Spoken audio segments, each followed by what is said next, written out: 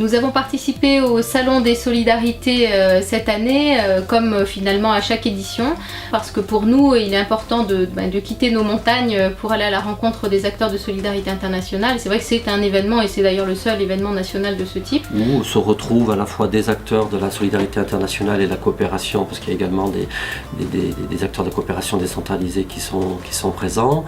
Il y a également un public d'habitants, de citoyens, mais surtout de la région Île-de-France qui participent.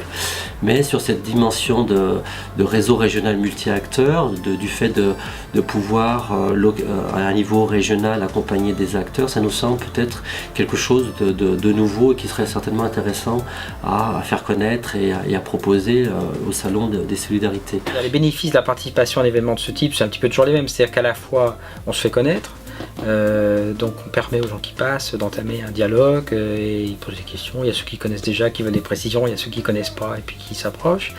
Ça permet bien évidemment aussi de tous les échanges croisés entre standistes, entre exposants, enfin entre ONG. Ça permet de resserrer des liens, ça permet de faire connaissance. Alors on a eu à peu près une centaine de contacts avec des porteurs de projets, des acteurs susceptibles d'être intéressés par nos services, qui sont venus nous voir sur notre stand et qui ont cherché à en savoir plus sur notre action. Mais on a aussi eu au total peut-être une cinquantaine de contacts avec des acteurs qu'on est allés nous-mêmes rencontrer sur leur stand. Cette dimension d'élargissement de l'audience, de visibilité, voilà, dont les effets sont difficiles à mesurer, mais dont on pense que c'est tout à fait positif. C'est à la fois pouvoir échanger sur ce qu'on fait, sur nos bonnes pratiques et sur les limites que l'on peut avoir, essayer de voir comment ailleurs d'autres font pour améliorer nos savoir-faire et voir nos savoir-être.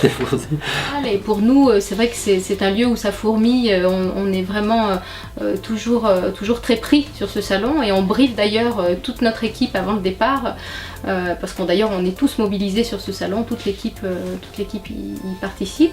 Et on revient généralement à Fon à la fin du salon, à la fin de ces 3 jours, donc c'est bien la preuve qu'on a beaucoup communiqué, beaucoup été en contact avec d'autres sur ces 3 jours. On a été impliqué dans l'organisation d'une conférence sur la question des réfugiés, qui a rassemblé 80 personnes, ce qui veut dire que sur un sujet qui était pour la première fois traité comme tel sur le salon, il y a quand même eu presque une centaine de personnes pour venir et rester, voilà, pendant le temps de la conférence. En tout cas, ce qui nous semble important, c'était de pouvoir voir comment, peut-être dans les années à venir, comment on peut témoigner de notre pratique, qui est une pratique aussi très, très locale, territoriale, avec d'autres pratiques, échanger là-dessus et de voir comment on peut s'alimenter aussi des pratiques des autres. Moi, c'est ce qui m'intéresse aussi dans ce type de salon. Il y a effectivement l'après-salon, et l'après-salon, il est toujours très fructueux aussi, puisque justement tous les échanges, tous les contacts pris pendant le salon, ensuite sont creusés et aboutissent généralement à des choses intéressantes.